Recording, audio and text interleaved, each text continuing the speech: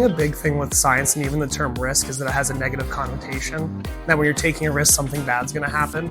But in science is risks. So it's doing something you're not sure the outcome is gonna be. In every science experiment, it's planning, designing, redesigning, replanning, re-asking questions. So you do everything multiple times.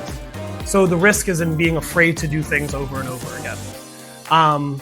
It's kind of about danger, it's about curiosity, it's about finding that zone that you don't know what to do in.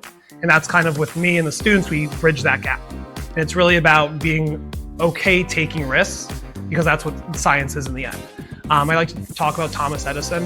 So he says that he didn't fail 1,000 times trying to make the light bulb, he just found 1,000 ways it didn't work. So even changing that connotation about failure and risk into, that's part of the process, especially in science. Asking questions and then learning how to answer them yourselves. If scientists did it on the first try, that'd be really awesome.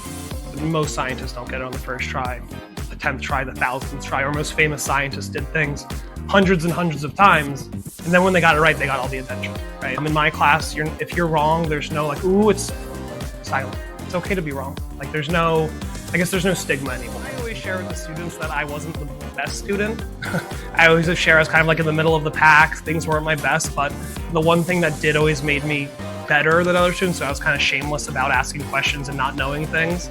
I'd always talk, ask questions, raise my hand, and I always share that with them. I said, like, listen, I know you think all of us are perfect all the time, your teachers, your parents, but we're just older versions of you and who kind of learned to figure it out.